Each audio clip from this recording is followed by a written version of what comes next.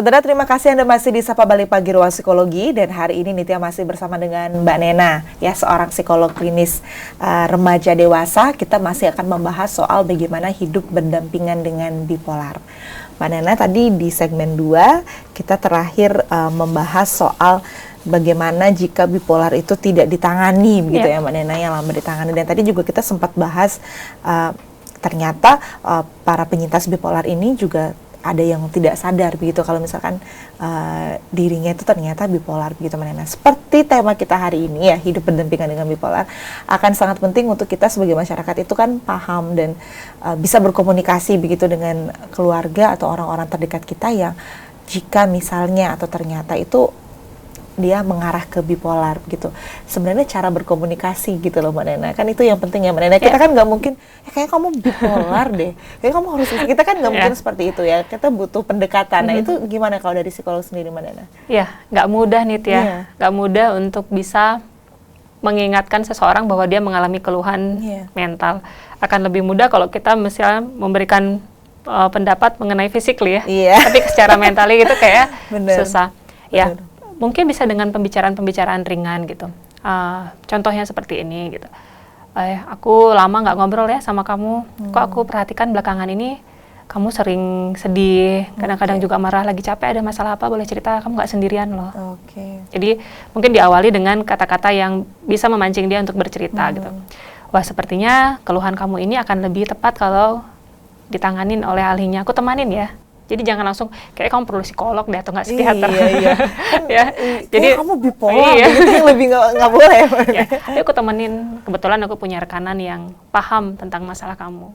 Gitu. Jadi jangan buru-buru sebut nama keluhannya apa, tapi belakangan aku lihat kamu sering nangis, kadang-kadang kamu pas lagi happy tiba-tiba diam gitu. Apakah ada masalah yang bisa kamu bagi gitu. Kemudian kamu nggak sendirian, dan apapun yang kamu alami kita tetap mendampingi kamu. Nah, itu mungkin lebih enak ya untuk dilakukan dibandingkan kayak kamu butuh psikolog deh gitu ya. Kamu butuh psikolog terus kalau misalkan yang bersangkutan mau dengar kalau ternyata emangnya aku kenapa dan sebagainya. Itu malah stigma ya.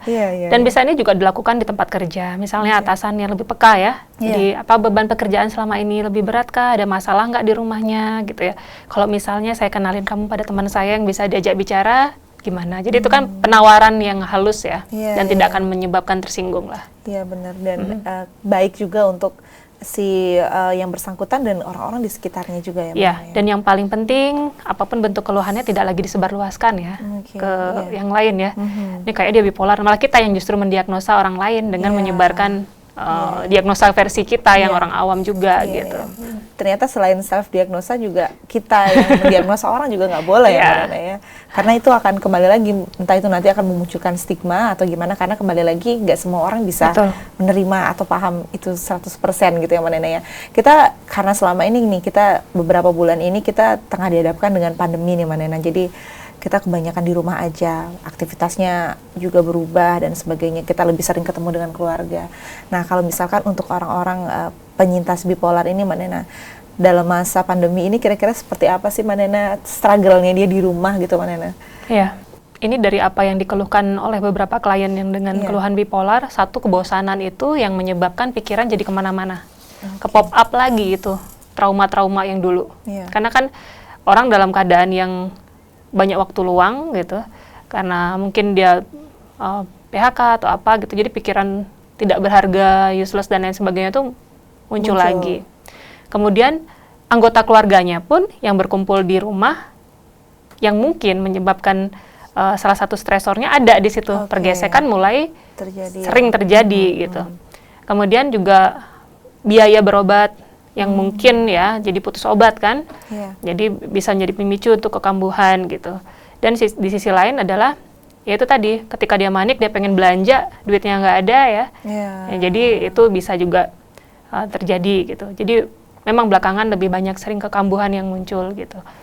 Nah itu yang terjadi selama pandemik, yang berefek pada mereka yang mengalami bipolar. Oke, Mbak Nena, kita ke para penyintas bipolar nih kan, Mbak Nena tadi sudah disebutkan kalau usianya beragam ya, nggak hanya sebatas hanya remaja saja, bahkan yang dewasa sudah berkeluarga juga ternyata banyak yang sebagai penyintas bipolar itu. Berarti butuh kesiapan oleh pasangan dan partner ya Mbak Nena ya. Sebenarnya apa sih Mbak Nena yang masalah yang biasanya dialami oleh para penyintas bipolar ini di rumah Mbak Nena?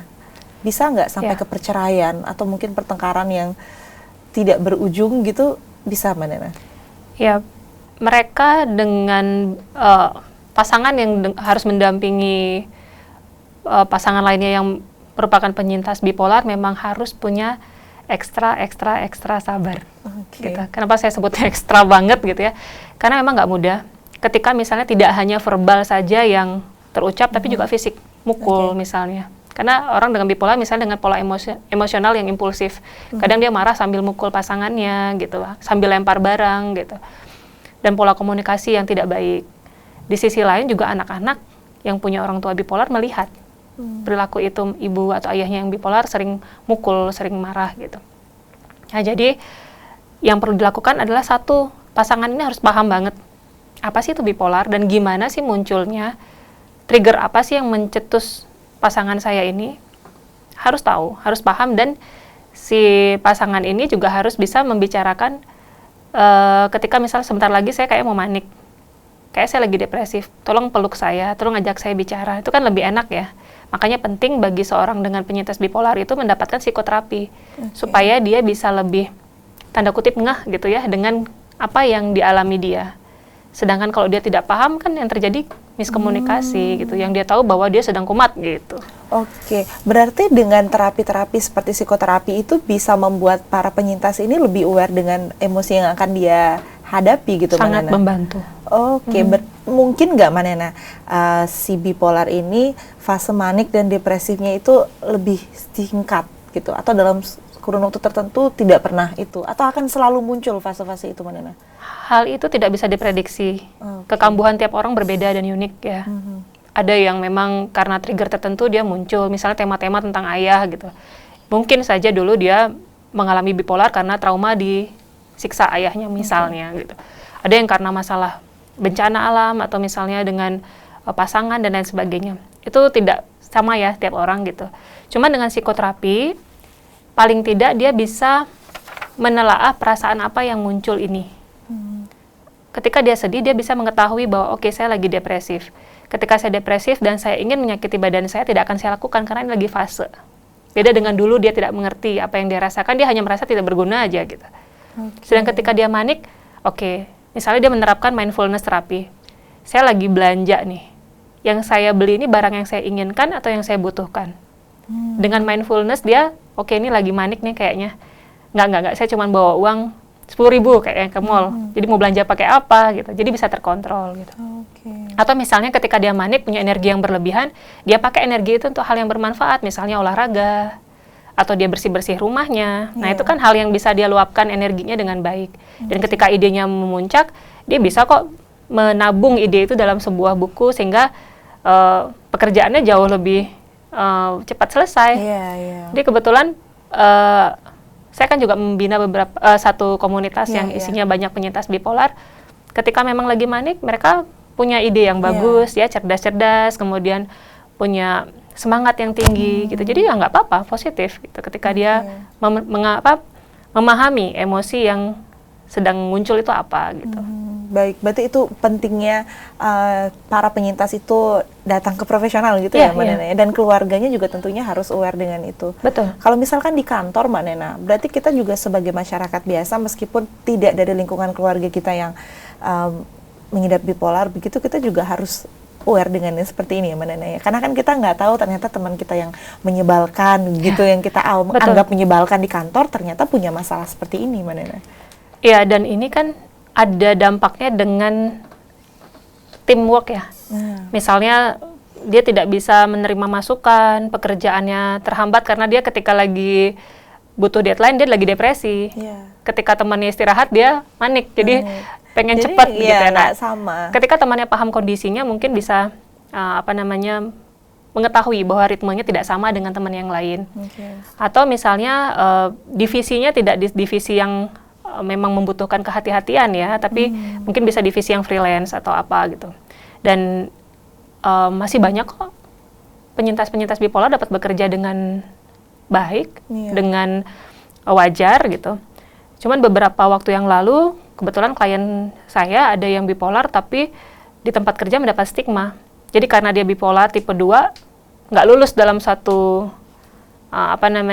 bidang pekerjaan. Jadi sebenarnya tidak ada signifikannya ya pekerjaan itu gitu, kecuali memang pekerjaan-pekerjaan yang memang membutuhkan sekali ekstra dari keajekan gitu. Tapi kalau misalnya pekerjaan itu masih bisa dilakukan, sebenarnya tidak ada signifikannya harus tidak boleh bipolar atau apa. Iya, berarti memang stigma itu terkadang sangat merugikan para penyintas bipolar itu. Betul. Ya Mbak Nena, sehingga penting kita untuk paham bahwa yang seperti ini sebenarnya bisa dikendalikan gitu ya Mbak, yang bipolar itu.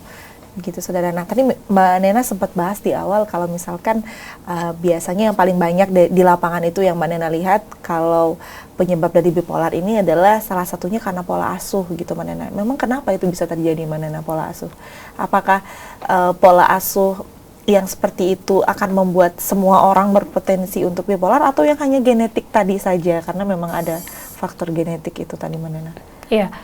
Ketika yang punya genetik mungkin peluangnya lebih besar ya Nit. Tetapi pola asuh itu sangat besar pengaruhnya karena berpengaruh kepada alam bawah sadar. Kemudian bagaimana cara dia memandang dirinya, self esteem, berharga atau enggak dirinya. Karena misalnya blaming dari orang tuanya, kamu nggak berguna, kamu bodoh, kamu beda sama kakak kamu, kamu nggak bakal jadi orang, mama nyesel ngelahirin kamu. Nah kata-kata itu yang sebenarnya menjadi pemicu dia punya self esteem yang rendah, kemudian mengalami pengabaian dan emosional yang mulai kacau gitu. Iya, karena ngomongnya udah alam bawah sadar, berarti memang yang seperti itu jangka panjang ya sepertinya ya Mbak Nena ya. Berarti kalau misalkan salah satu penyebabnya selain genetik tadi juga ternyata memang pola asuh, dan kita harus lebih aware berarti kalau misalkan kita ada keluarga atau orang-orang di sekitar kita yang mengalami bipolar. Mana kita perlu tahu nih mana tips dari psikolog sendiri gimana kita berdampingan nih secara umum gitu, gimana kita komunikasi atau berdampingan atau kita punya pasangan atau keluarga yang mengidap bipolar. Tapi selain satu ini ya Mbak Nena di segmen terakhir. Saudara, kita masih akan bahas tentang bagaimana hidup berdampingan dengan bipolar, tapi selain satu ini, untuk itu jangan kemana-mana, tetap di Sapa Bali Pagi Ruang Psikologi.